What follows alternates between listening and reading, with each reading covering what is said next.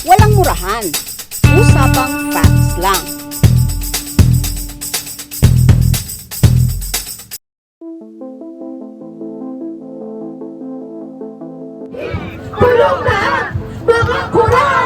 Binulabog ang taong 2025 ng kabi-kabilang issue sa politika. Sa isang makasaysayang pagkakataon, formal nang inimpeach ng Kamara si Vice President Sara Duterte. By virtue of the warrant of arrest issued by the ICC for crimes against humanity. Sir, you have the right to remain silent. You have the right for counsel of your choice. Anything you say may be used for and against you in a court of law. Sabihin nyo kung saan siya dalahin. Alam naman ng buong madla na nagkakaraket sa mga proyekto. Mahiya naman kayo! At kasabay nito ang kaliwat ka ng maling impormasyong kumalat online. Sa pagtatapos ng 2025, balikan natin ang walang katapusang political drama. Hinapitan po kami ng abogado ni Saldico at nagtatangkang mag-blackmail. At mga disinformation na nakakaapekto sa mga usapin tungkol sa maiinit na issue ngayon dito sa special episode ng What the F Podcast. I'm Roan de Guzman, reporter ng VERA Files and your host for today, at kasama natin ngayon, una ay isang political analyst at CEO and President ng WR Numero Research, walang iba kundi si Cleve Arguelles. Hi, Ron. Hello. And of course, our very own senior editor sa VERA Files and professor din sa UP Department of Journalism, si Tres Martelino Reyes. Hi. Ayan. So, I'm very happy to have you here po. And also, welcome to our viewers. It's been a while since we had our last episode for What the F Podcast. I think it's around 4 to 5 months na rin. But we're happy to be back. And for today, we will be discussing yung mga maiinit na issue for this year, as well as yung mga tumatak or mga lumabas na disinformation narratives this 2025. So, as mentioned in our intro, talagang binulabog tayo ng mga iba't ibang issue sa politika. And napakaraming diskurso online na kumalat din. And bilang mga journalists at fact-checkers sa VERA Files, it's also our job to really observe and monitor these claims and to try our best to sift through those lies. So, ngayong taon nga lang, we were able to debunk over 500 claims, and this already includes yung mga claims na galing mismo sa public figures, so sa mga officials, celebrities, influencers, and as well as yung mga online claims, so mga narratives na pinapakalat ng mga social media users.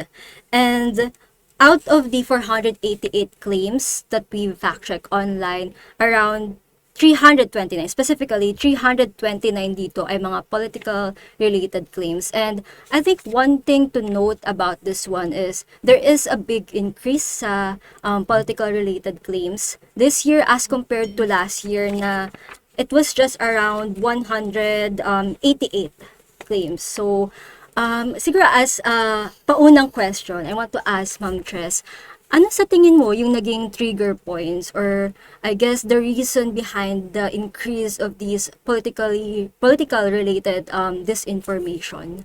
Yeah, marami. So many political events and upheavals happened in 2025. So it's been a very busy year and very controversial year. Simula pa lang, right, in February, Sara Duterte was impeached. February pa lang yun. And then, of course, the Senate turned into a impeachment court, but that discombobulated because the Supreme Court thumbed it down, and we don't know. Actually, that hasn't even been resolved. And then, of course, there's the May elections that happened, and the breakdown of the supposed unit team, and then there's the SONA, the controversial SONA, where we're now in the thick of it, the results of which we are now having to contend with, and all the revelations that came out of I don't know now if Marcos really knew how deep the corruption is with these flood control projects. And of course, the biggie is the arrest of former President Duterte, where he languages in jail in The Hague. So that just really politically divided the nation, and just to make the situation worse, all the voices, all the disinformation that has come out from both sides of the camp and from everywhere actually now, no, that's just making the political landscape so confusing for so many people. I think that's also like I guess a trend that we've seen also over the past years. Talagang if there is a breaking news, if there's a hot topic, you will really see some disinformation narratives online. I would like to ask Cleve, ikaw, were there any specific disinformation narratives that you've observed over the past year, and why do you think it gained traction? Right. Yeah. First, Roan and Miss Tess, thank you for having me in this podcast. I think generally tinatry ko alalahanin what particular disinformation narratives yung parang was really big for me. And I couldn't pick one just because that I think this year talagang very tiring and toxic.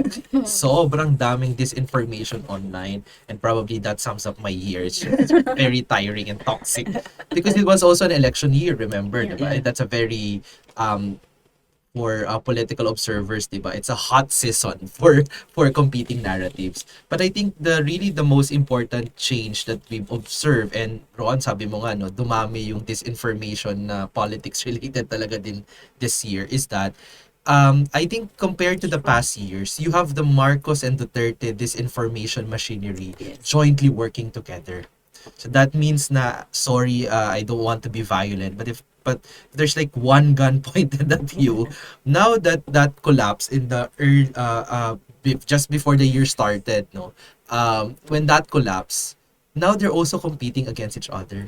So talagang we're swimming in disinformation because whenever there's a political development, kagaya ng impeachment ni VP Sara, or the arrest, the ICC arrest of the former president, hindi na lang one narrative that they will try to sell to you. Now they also compete with each other kung ano yung narrative that they want the public to really embrace. And that's just really yun nga, parang we're just swimming in that sea of disinformation na both machineries are now producing those narratives. And I think kaya din when the way that I want to respond to your question is that I couldn't really pick out one, but I'm very sure that for the entire year, as a social media user, I was just swimming in a lot of disinformation related to the big political issues of whatever that time is, di ba? So as na discuss ni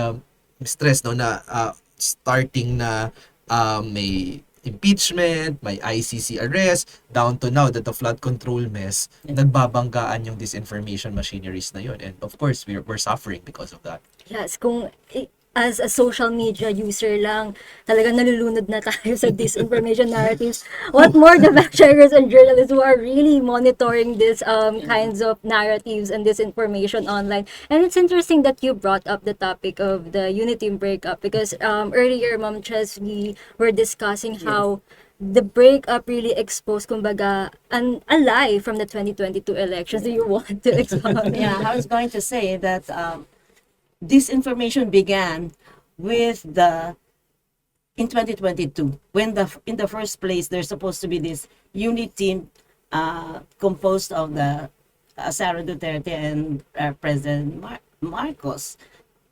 They're supposed to be united. They never were. It was a connivance. It was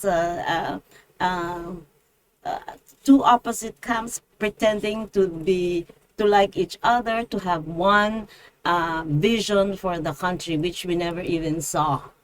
Right? I mean, what was their vision? Do you know? Unity. Unity. Diba? So it was a lie from the beginning. They were not friends. They were from opposite sides of the political stream, right?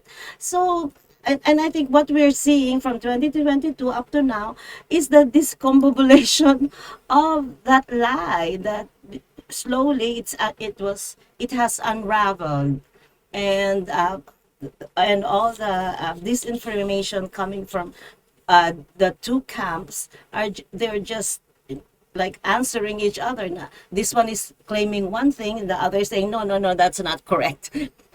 So in this kind of political landscape, there can only be confusion. There can only be one disinformation, one narrative going against another narrative, and the rest of us have to figure out what we should believe. Like, for example, when I've edited, because I edit fact checks.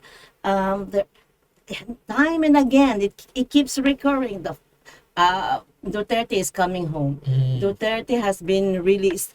That's so. You don't need a fact checker to check that. Is he home?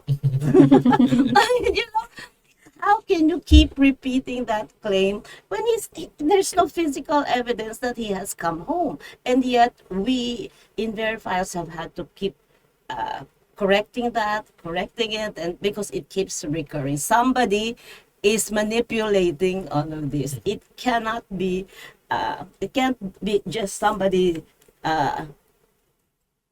thinking on and inventing something like this. Somebody has to be, and I think you've come up with the same conclusion, right? And I think even ever since 2016, I guess, we've really seen how this information is really being used or weaponized for political gains. So Yeah. I would like to ask both of you, Cleve, what aspect of the Philippine political landscape makes it a fertile ground for disinformation? Right. So actually at present the political landscape is really very, very fertile for disinformation, unfortunately, and probably I think it will stay that way in the coming years, but we can talk about that later. So when Uniteam won, quote unquote, in 2022, the way that we can characterize that political landscape is that they were able to consolidate political support around the Uniteam coalition, right? So it's big, it's kind of like overwhelming among like noong 2022, diba? They were able, we have to be reminded that President Marcos is the only president to enjoy majority votes, no, since the end of his own father's martial law rule, right? And a big part of that is because of the consolidation of these political forces. And then moving forward now, I think we can characterize the landscape as very fragmented. There's a fragmentation among political elites that also translates to fragmentation among their supporters and among our fellow Filipinos, diba? And because of that, the idea in a fragmented landscape is that everyone is trying to raise they're part of the race, no, and they want to be the ascendant faction in this fragmented landscape. And the way to be able to do that, one of the things that they're doing is to sell the narratives, diba, that favors one's faction, with the hope, with the aim that if the public will latch onto that specific narrative, like halimbawa, oh, President Duterte is coming home tomorrow, let's meet him at NAIA, diba? Parang, and suddenly, diba, parang, oh, if people will show up, and then you change the fragmented state, right? Public support will consolidate around you again. So I think that's why it's very conducive for disinformation, because there is a contest among these competing factions. And unfortunately then, we are in parang a stalemate period, diba? The Marcos faction is in Malacanang, therefore he holds state power. Yes. But also fast losing popular legitimacy.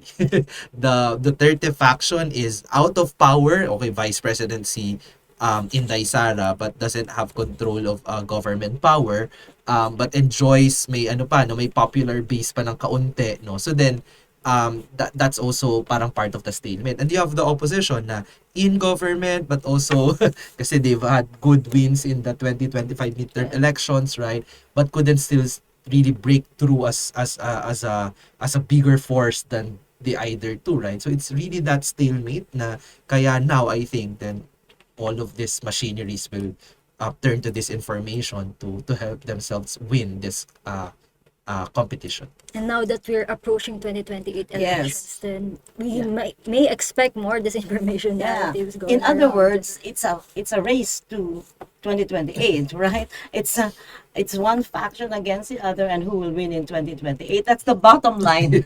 And that's really what this is all about, no? But really, between Marcos and Sarah, really, those are the only.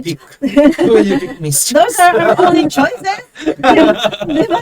Diba? That's Unless another option.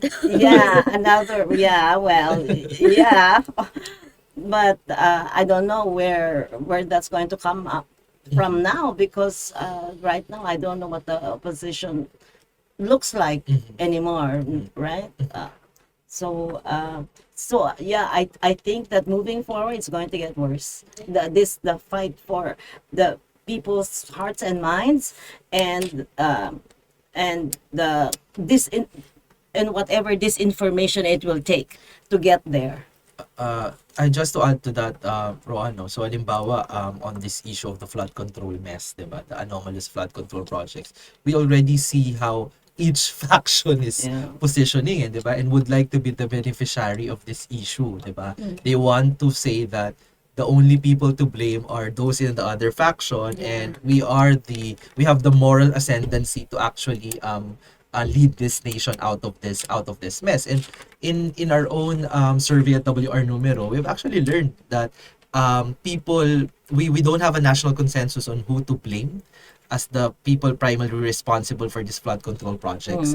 If you ask because we asked them to self-declare whether they're pro Duterte, pro Marcos, pro opposition, or independent. If you ask these people, iba-iba yung sagot nila. If you also ask people from Metro Manila, Luzon, Visayas, Mindanao, iba-iba din yung top response. For some, it's President Marcos himself, right? Especially in Mindanao, because I think it's the pro-Duterte narrative that really targets also President Marcos. In other words, in that sense, then the Duterte narrative is working. Yes, in some areas, yeah, yes. yeah. And in some areas naman, ang identified, so halimbawa among pro-opposition Filipinos and mainly in Metro Manila, it's the contractors that are identified as the most responsible, diba? So I would assume because that's they're most in touch with mainstream media, probably reading the news, diba? Kaya yung focus on the contractors, it's resonating with them, diba? So yun So I think ito yung on the day-to-day basis, this is what our kababayans are experiencing. As an example, in the flood control, nagko-compete yung mga factions. How to say, diba? Para anong narrative yung binibenta nila. So who do you believe? Who do we believe then? I'll look for what the verified information and investigative journalism can come out from our reporters. It's interesting that you, based on your analysis, there are really, kumbaga nananalo yung Duterte narratives, but because in our own fact checks, in our own observations of VERA Files, this year, out of the 329 politics-related disinformation that we fact check, are 108 of these are Duterte-related, and a lot of those are pro-Dutertes, and then when it comes to the Marcos family, it's around 34, but another big number comes from the disinformation about the Congress related to issues such as the impeachment, the flood control, and nabanggit mo kanina kung sino ba sisisihin. So a lot of these narratives circle around na-aresto na si ganito, si ganyan. And when we come back, we will be diving deep into these specific issues, specific narratives, particularly yung mga Duterte-related disinformation. So, continue listening to us and we'll come back shortly. So are you saying na nananalo yung Duterte na?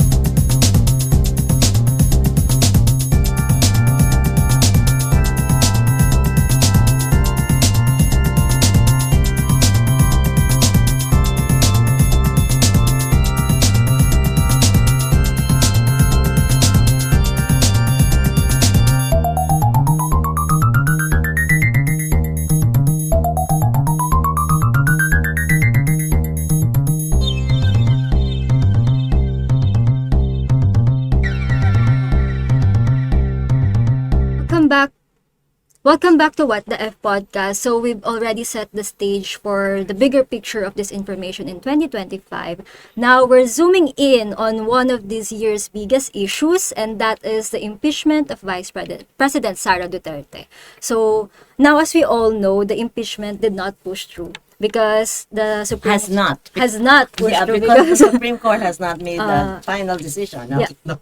Roan, interpret kita, nakikita mo ba kapag ka pinost mo yan sa social media ngayon, may mga trolls na magko-comment sa'yo na hindi ka nag-iisip, alam mo bang hindi na-impeach si VP Sara? Because the decision of the Supreme Court actually said that it is as if yeah. she hasn't been impeached. So daming ganyan na makukuha mo pagka nag-post ka yan sa Facebook. Yeah, I stand corrected. The Supreme Court declared it unconstitutional, the impeachment of Sara Duterte. But the hearings sa Congress did not push through because of this.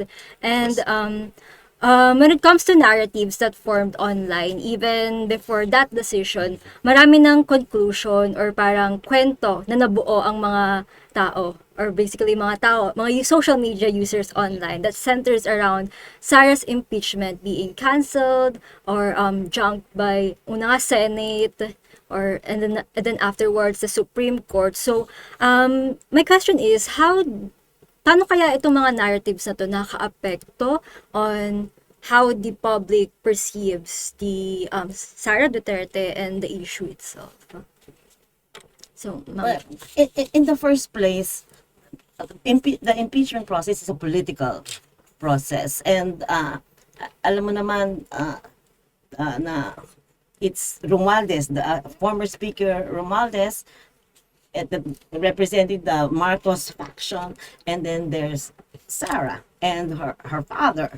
So and they're both supposedly running against each other in the 2028 election. So ang sinasabi ng Duterte faction is, kaya nila ginagawa sa akin yan kasi they don't want me to win in the 2028 elections. And of course, sinasabi naman ng Romales is, hindi, impeachable ka talaga kasi may confidential funds kang inuubos di ba? So, it's political in other words, right? And then, hanggang sa, tapos patapos na yung Congress, yung session nung nung na-impeach siya, tapos kesyo binayaran pa daw ni Romualdez yung mga bumoto. So it's all fractious again, and it's all again controversies hanggang sa umabot sa Senado. Sa Senado, you now have the famous forthwith votation. So it's all a confusing situation, and the public I'm not sure the public fully understands the impeachment process in the first place. Na nagkagulo kasi nga yung Supreme Court din in-uphold naman yung one faction, and now it's back again because February 2026 is the end of the 1-year ban on filing an impeachment case against the same official. So we're going to go back. Balik tayo ng balik Ipo-progress tayo ng konti. Balik na naman tayo. And in between, there are all of these fake news, disinformation, misinformation that comes out. So, but at the end, at the core, I think the core is the fact that one wants to oust the other by the time election comes. I think what at least during that impeachment process, what we've seen is that there is an attempt on the part of the Dutertes to as described nga ni Ron, parang preemptive na pina-preempt nila to the public that this process is not going to be successful.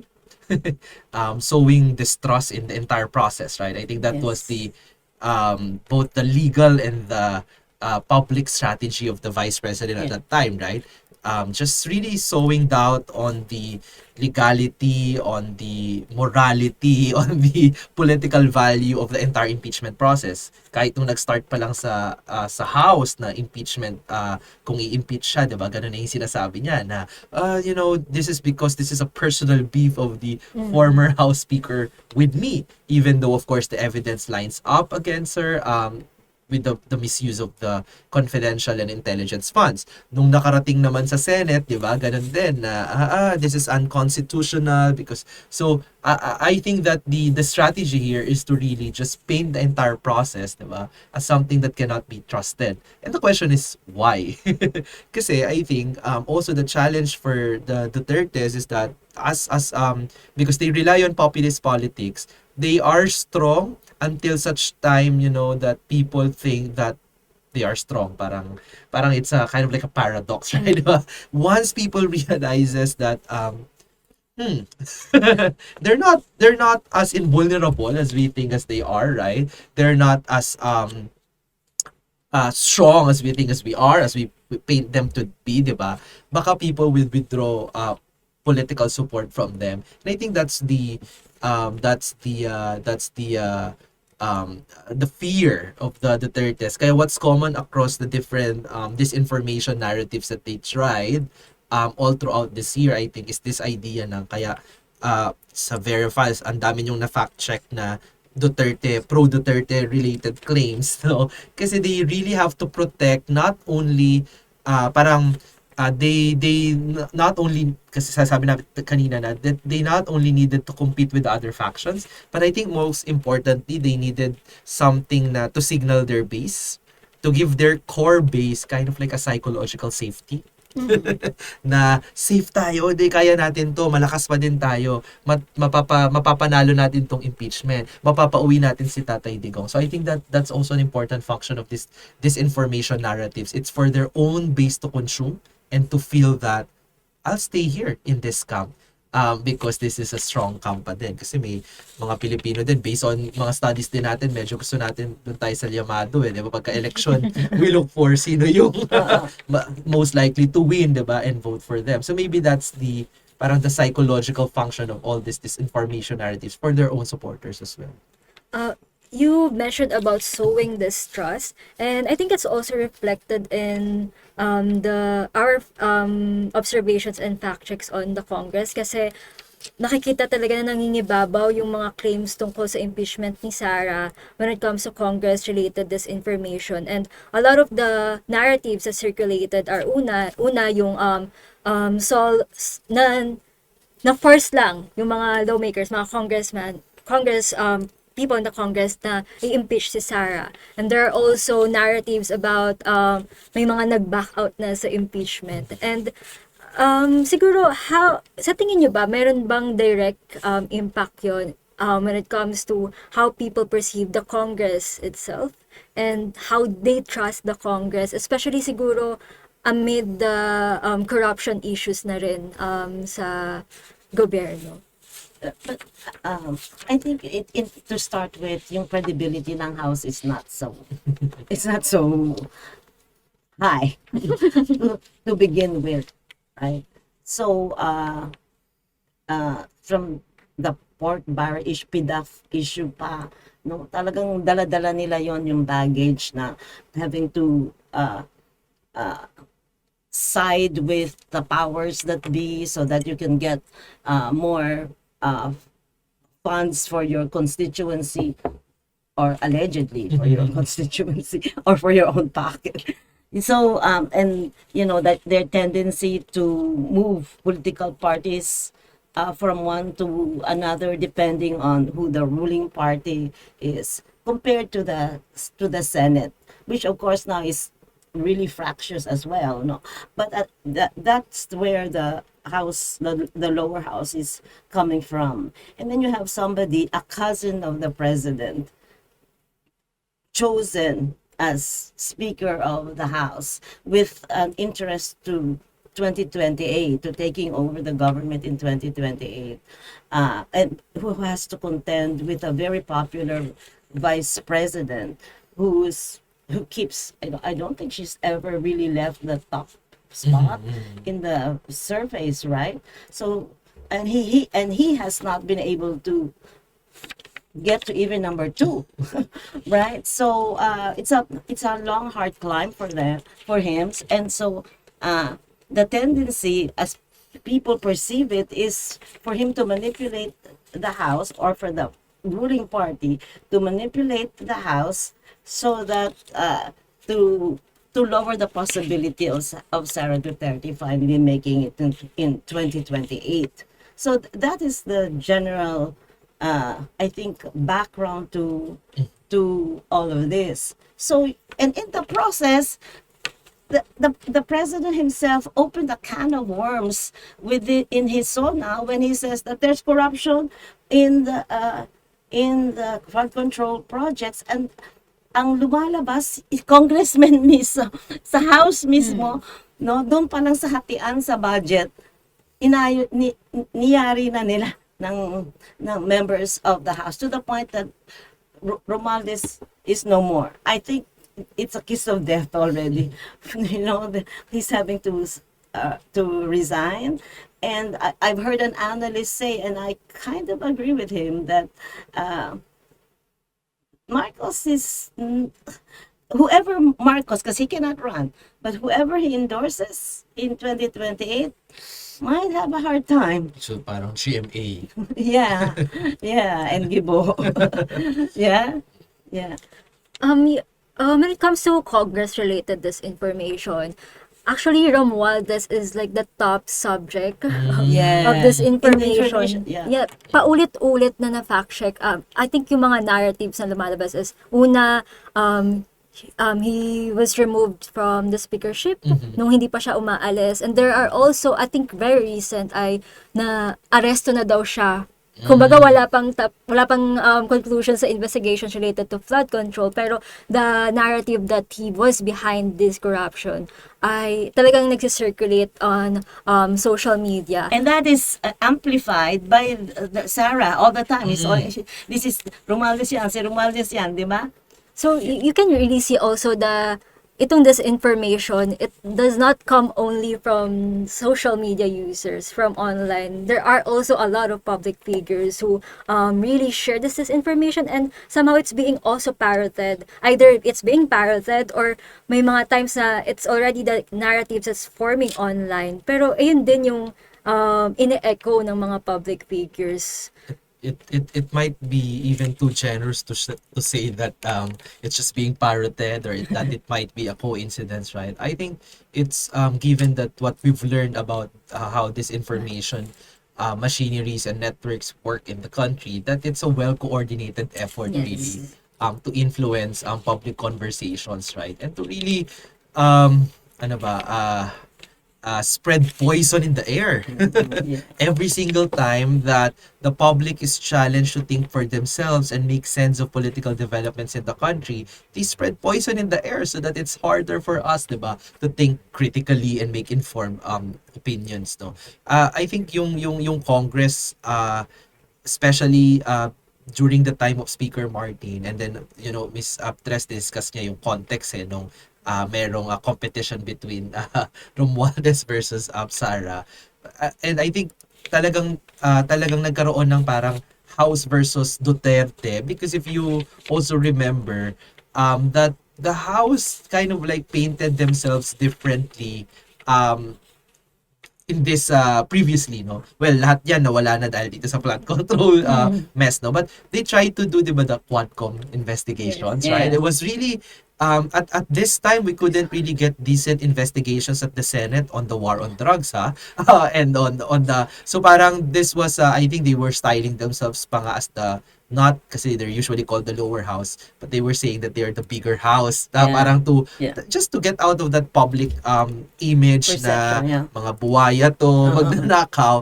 And in Philippine politics, the house actually is the president's house. We know that it doesn't do anything that's not out of parang the orders of the president in Malacanang, no? Pero may ganun siya that it was trying to investigate, primarily focus on the Dutertes, and of course there's a political element into it, di ba? Pero doon din natin nalaman yung doon din nagkaroon ng mga magagandang testimonies on how we parang good testimonies on sinong involved dun sa war on drugs, 'di ba? Na okay, may financial incentive pala talaga kapag may mga napapatay silang Pilipino. Tapos yung sina Mary Grace Piatos at kung ano-ano pang yung chinichiriyang pera ng confidential at chinichiriya nilang pera ng bayan, yung confidential and intelligence funds, di ba? Doon na din natin nalaman yun. But unfortunately, all of these, parang, we can say, good initiatives naman yon, pero syempre may PR component, nagpapa-PR yung house. All that's lost now because of the flood control mess na kasali yung buong Kongreso. And historically nga, totoo naman that we look to the Senate na parang, okay, this is the better chamber of the Congress. We have good people here. Pero parang hindi na din Until they voted for... until they voted for... pero that's not true anymore eh. Diba? In fact, it's only until lately that there was a change in the leadership in the Senate that somehow, parang to me as an observer, na medyo nagme-make sense yung Senate because remember during the height of the impeachment process, ako na lang to hindi madama yung VERA Files. But the former president, Senate President Tito Soto, parang kasali din siya doon nagsispread ng disinformation on the fourth with, halimbawa. I mean, it's a very simple term, but he was insisting on it and was also being spread online in a very misinformative nature, diba? So, you wouldn't expect that from a Senate President kasi nga mataas tingin natin sa Senate before. Pero now you have that, and you have the case halimbawa of Senator Marcoleta and yung Guteza na hindi naman pala totoo yung affidavit, ganyan. So in fact, graduate na from social media yung disinformation, pwedeng inside the chamber of the Senate in its own session. It can also happen. And to no one's surprise, in our survey, the Senate and the House, lagapak yung kanilang trust ratings, diba? Very unpopular. So, unfortunately for Filipinos, they can no longer look to either of the chambers, diba? For source of comfort. And but the hearings, there are a lot of hearings right now in the past months in relation to corruption. And ayun nga, parang in our interview with attorney Yusinko, and it's like parang naging performative na lang yung hearings sa Congress. But I would like to go back dun sa sinabi mo about the machinery. Kasi let's go back to Duterte. Isa sa mga top topics that we observe ay yung related sa ICC arrest niya earlier this year. And sobrang daming repeated narratives na kumalat about the kidnapping. And aside from that, meron din po yung nabanggit kanina, yung babalik na siya sa Pilipinas, na-release na yung na-grant na yung interim release niya. That's around Hindi daw 25. pinapakain sa Hague. Yeah. Exactly. Laki daw nung rally sa Yes. Sasampu lang pala. So, napakaraming paulit-ulit na narratives, and syempre nakakapagod din siya, di ba? At every some time point, ito na naman, di ba? but what is the goal behind this? Kumbaga, is the machinery really designed to repeat this narrative over and over again? And what is the goal behind this? And you know what really floors me is how much money is involved in all of this, right? I mean, to keep it going for so long, right? And for apparently so many. I've read in the research that some of these are real people. You know, those who are posting, these are real people.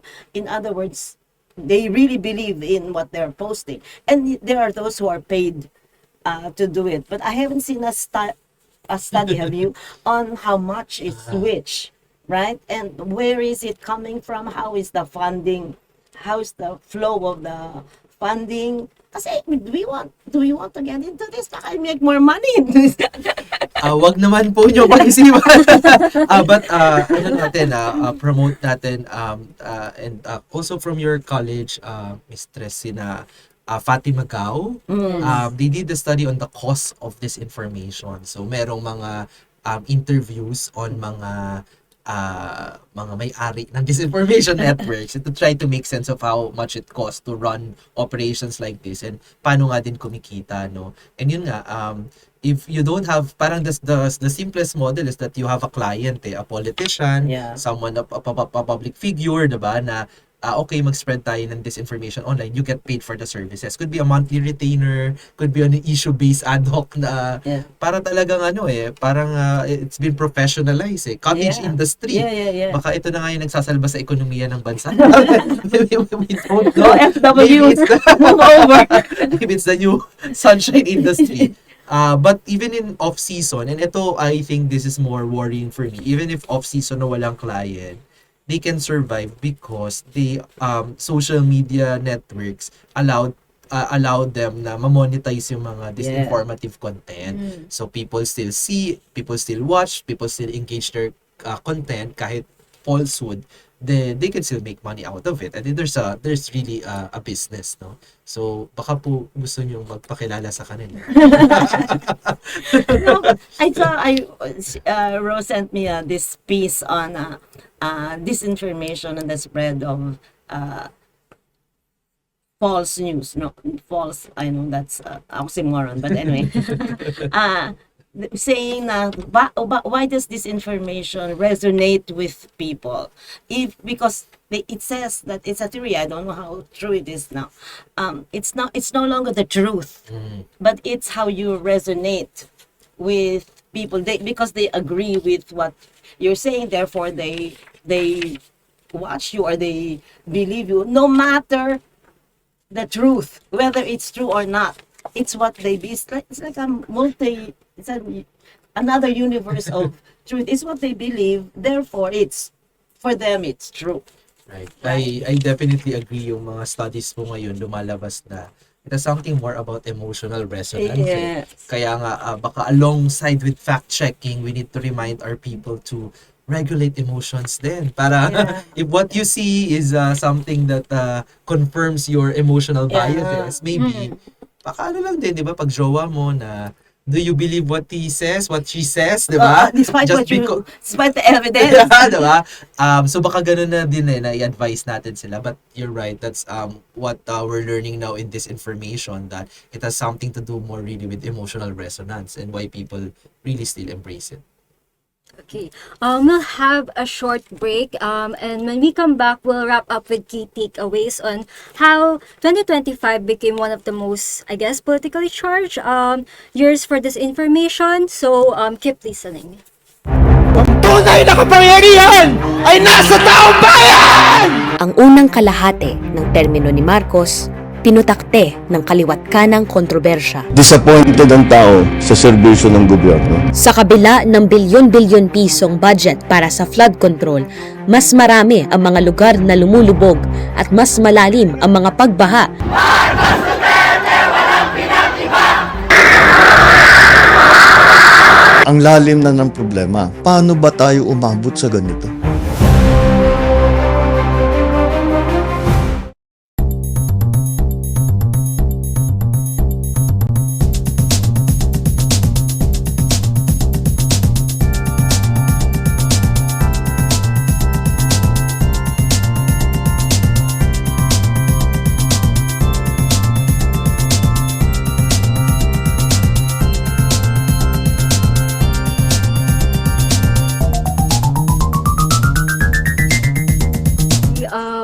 So, welcome back.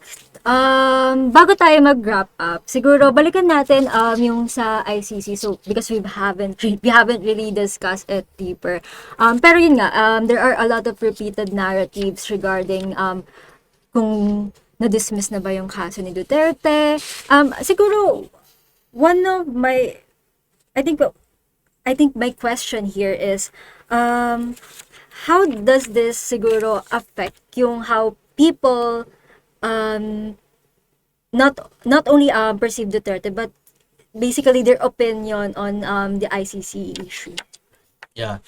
This is what I want to take on Rowan, na actually kasi if you think about it, 'di ba? Kung yung former president nasa ibang bansa, sort of like na exile or under trial, di ba, under custody. I think the biggest fear for the Duterte camp is that makakalimutan si Tatay Digong. And because of that, will be politically irrelevant. Remember that the entire Duterte political faction is just really built around Yes. the Tatay Digong, di ba? So, without him, parang magka-crumble yung buong coalition, Yeah. right? Because they parang, di ba, yun naman talaga. So, I think what I want to share here is that yung disinformation narratives ng mga Duterte on the ICC na hindi siya pinapakain, halos mabulag na daw, parang the health is failing, di ba? Pero we've been assured by the ICC that that's not the case, di ba? May mga independent checkers naman. At saka, if you look at the detention facility ng ICC, hindi ko naman sinasabi na gusto ko pumapunta sa detention na yun. But it's good enough, and even, it's better than Quezon City Jail. definitely 100%, right? So, yung mga pag-iinarting ganyan sa disinformation, I think more or less, aside from the general public yung ina-address, I think it's really agenda maintenance and base maintenance. Kasi it's disheartening and disempowering, di ba? To have their supposedly invulnerable na Tatay Digong and see him be flown to The Hague, and nandun na siya sa custody. Petsa ko nga din kaya siguro hindi na humaharap sa court si former president is because the Duterte camp doesn't want the public to see him, 'di ba? Parang may change kasi yun sa mindset eh. If you see him na ito na si Tatay Digong, kakatakutan ko pa ba to? I-admire ko pa ba to see that? And I think na aside from the political observers, yung mga legal observers din sinasabi na in fact their legal strategy, they know fully well na hindi naman nila kaya talagang iuwi yung interim release, that it's not a viable talaga position to take, no? Swerte si Kaufman. Pero my point is that, but why do they have to do that? Because to keep the spirit alive, right? To keep the Duterte fire burning among their supporters. Kahit 10 na lang yung naglalali sa harap. They make it look like... Yes, tapos yung iba pa doon nag-aaway-away sa humba, di ba? But that's also actually my follow-up question. Would you say that, is it working? Itong strategy nila na, ayun nga sinabi mo, agenda maintenance, base maintenance, is it working? Nabasa ko, recently, the WR numero released a research, you're on, yung public opinion on Duterte's ICC case. Could you share? Yes. Very interesting. Yes. So actually, it remains na marami pa din, more Filipinos are saying that he should stay in The Hague, diba? Kasi meron silang call to for him to come home, no? So 4 in 10 Filipinos are saying that he should stay in The Hague. How about the rest 6? Parang mas marami yun, hindi naman. 3 in 10 yung nagsasabi na he should come home. And then 2 in 10 are unsure, diba? So I think this is lower na than 2 quarters ago that we asked the same question. So pwede mong sabihin na effective because they're convincing some, but it's still not effective enough para mabaliktad yung buong preference ng mga kababayan natin that he continue to face the trial in the International Criminal Court. But where it's really working the most is, of course, in their Bailiwick region. So, sa Mindanao, it's as high as 80% of the people in Mindanao saying that they want the president to come home and to come home instead, diba? So yun. So, I think meron ding regional dimension yung kanilang mga narratives. But I suspect na kahit hindi effective or partially effective lang, no, if you will, no, that they will continue to do it because yun nga, parang it's also the stories that they have to tell themselves otherwise what is there for them to hold on to, diba? Yeah. And to continue this. Because otherwise he'd become irrelevant. Yes. Right? So they're trying to keep the hope alive, but without thinking that actually it's not up to you whether or not he comes up. It's up to the court, right? I mean, it's whether you want him to come is doesn't matter because it's not up to any of us. It's up to the court. So that's what I mean when I say na parang hindi logic na, di ba? Okay, you can hope forever, but hello, there is a process. In fact, napahamak pa nga nila yung mismong si former president. In the decision. In the decision of the appeals chamber na family members themselves ang nagsasabi, kinidnap, itatakas namin siya mula dyan sa ICC, and then they spread it online as well. Now it's taken, even yun, di ba, nagamit laban sa kanila na it's proof that they don't want to participate in a legal process. Yeah, but and in a way, it's also diverting the issue, which is the drug war. Di ba? Are you guilty or not? Whether or not you come home, whatever the process is, you have to answer for your sins, right? So it's taking away from the essence of why this is happening to him. All of this is just side stories to the core of the issue. I think that's a good point kasi wala tayong nakikita sa mga kumakalat na disinformation about kung talaga bang Duterte should be liable or not for the killings. Naniniwala ka ba? Gusto mo pero naniniwala ka ba? Diba? So it's all of this distraction from the real thing, right? All the fake news, all the disinformation is missing the point. You're dealing with the symptoms of the main problem of the disease, right? It's even all these tools that get into all this technology takes away from the essence, the main point of discussion and what is relevant to our country and to us as a people and as a nation. You get distracted. Ayun, we've been discussing about the possible factors or reasons behind the spread of this disinformation. Siguro to our viewers, what should they be wary of? Siguro yung mga red flags when it comes to spotting this types of disinformation, this kinds of political disinformation that dominate online. Siguro if kayo mayroong one thing that you want as a tip to the viewers, what would it be? I wish people would keep their eyes on the ball. That it's all very basics. What your decision, what you want to believe, has to be based on facts, on information that has been verified, and on which you can form an opinion. It's so very basic. Get rid of the fluff. Don't be distracted by what one faction says. Form your own opinion that you base on facts.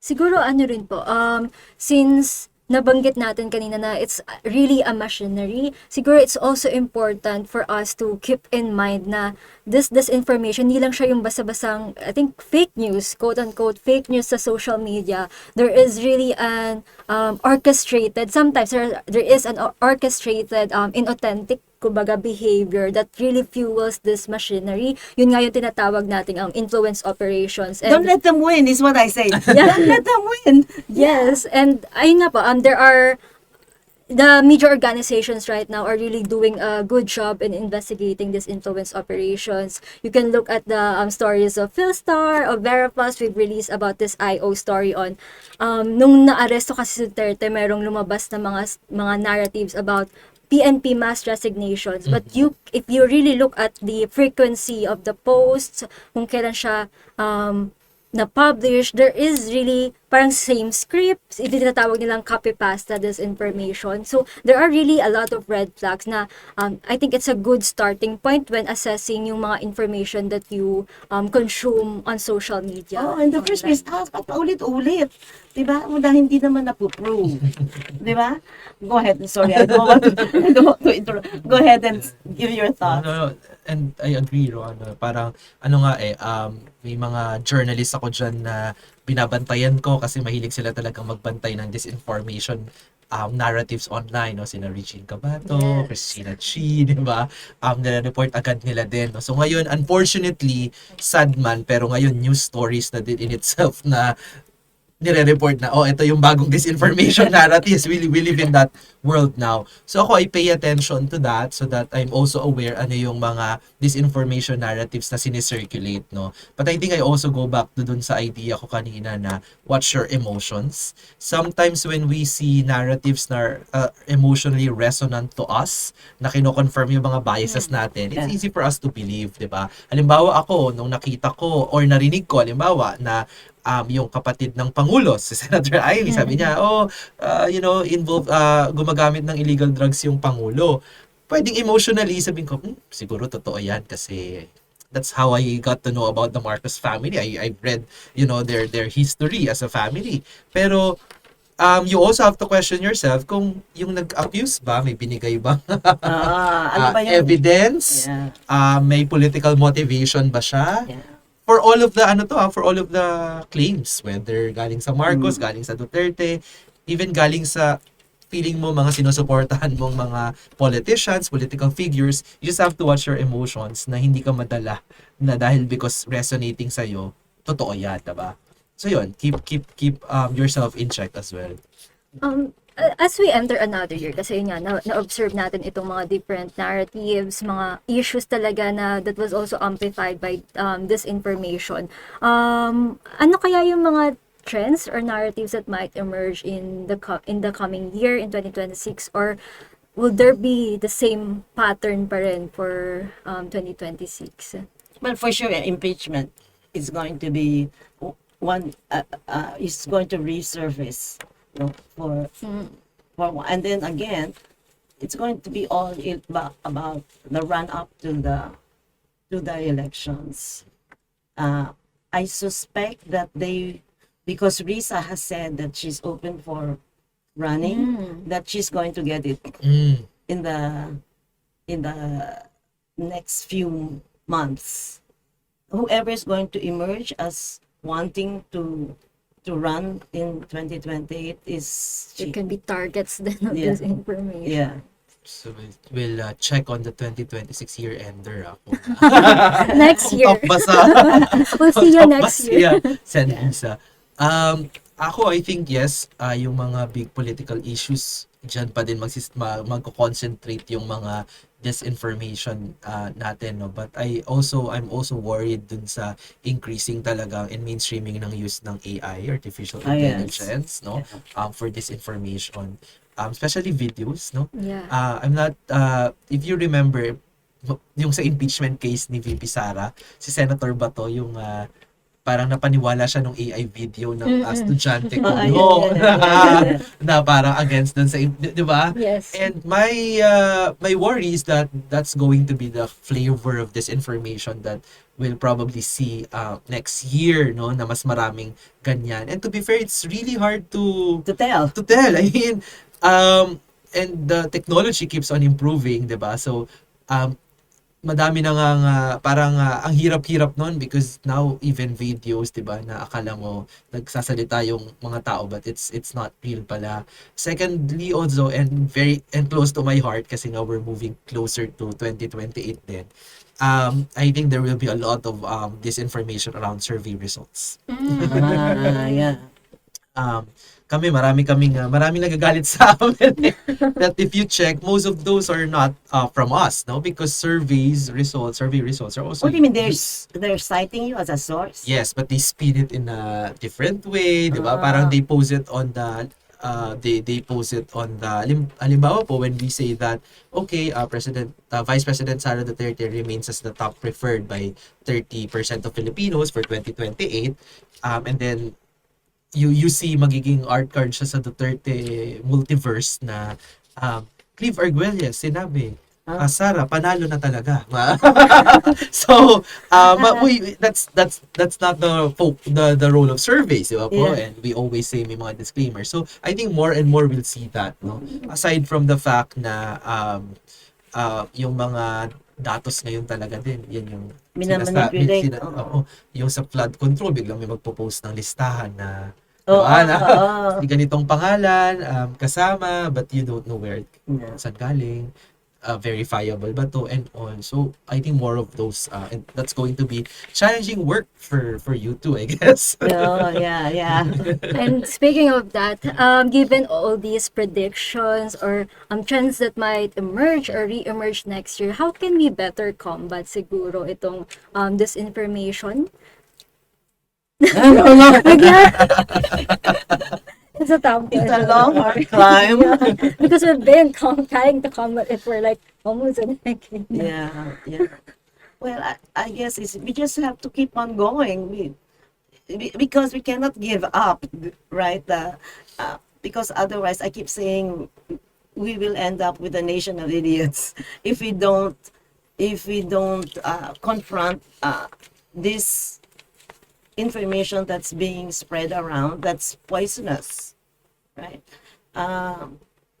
So we need to educate the people. We need to make them understand that they have a brain. They use, you have to be more critical with the information that you pick up and spread. I mean, social media is not a game. It's not something that, that I think people see it as trivia. You share something kahit na mag-aaway kayo mag-asawa, pero pag mag-picture, labing-labing kayo, di ba? I mean, it's as simple as something like that. There's a real need to be for the basic in facts to come out first. I think. How about you? Ako, I think on the part of the journalists, on the part of the civil society, on the part of our citizens, parang ang dami na nating tinatry gawin since we started facing the disinformation crisis. So ako, yung focus ko na recently is really asking the big tech, you're just going to make money out of this talaga. Parang in a way, we can also see this as, this is a business for them, right? And there's no such thing as unregulated business. Yeah. This is a business that must be subjected to the power of the people to decide, and that's through the government. So I think kailangan talagang increasingly ngayon we withdraw from global efforts yung mga platforms to take accountability on the disinformation spread in their networks. But I think that the focus should also be on them, na anong gagawin ng mga platforms, because they're making money out of our situation, right? That we are in the sea of disinformation, diba? And it's a bad business then if that's if that's the case, no. And not only that, it's not only that false news, disinformation is thriving, they're also killing our media, yung ating mga talagang legitimate journalism outlets, diba? They're making it harder for them to survive because it's also a business, yung business considerations din, diba? So because of that, ang talo dun is yung tao, because then less and less true factual information will be out there, no? And then secondly, I think it's the people that are involved in the disinformation machineries and networks. I think that they must also be, we must also find a way to have them face the law, no? Yung COMELEC, tagal na nating pinupush na wala na bang pagbabago dyan sa campaign regulations when it comes to online campaign, for example, on public financing, halimbawa doon sa disclosures on how much they've spent on mga digital campaigns nila, kasi you see their faces in each and every other reel that you scroll to, di ba? Pero konti lang yung disclosure, di ba? I think it was a PCIJ monitoring study na ganito billion yung potentially cost ng digital ad spend noong 2025 elections. But if you look at the declaration of the candidates, how much they spent online. Not even 50%, di ba? So, saan pala galing yun at sino pala yung nakinabang doon? So, yun. So, I think na we are all doing our best, ordinary people, civil society, media organizations, but the big fishes, I think they also must be pressured to take action on this. Yeah, that can be a real problem because sometimes some of the misinformation comes from government themselves, right? So we just really have to have a conscience, Sorry. And then I think it's also a good thing for me. I've observed that there is, I think recently I've been seeing a lot of, kumbaga, not a lot, but an audience when it comes to investigative reporting. And since a lot of media are also exploring, investigating, not only just fact-checking or debunking what is not true, they're also investigating who is behind this or how it works. I think that's also a good step forward from what we're already doing now in terms of combating disinformation. And I would like to thank Cleve and Mom Tres for joining us today and sharing your analysis, opinions, and expertise on this topic. And I would also like to thank the listeners for joining us. If you like our discussion, please don't forget to like, share, comment your analysis, your opinion, and subscribe to our channel. And kanina nabanggit ni Cleve yung AI. Speaking of AI, on our next episode, we'll be discussing naman how this technology shaped the online disinformation landscape in the Philippines. So stay tuned. It will be released on Friday. Again, this has been your host, Roanda Guzman. Thank you for listening.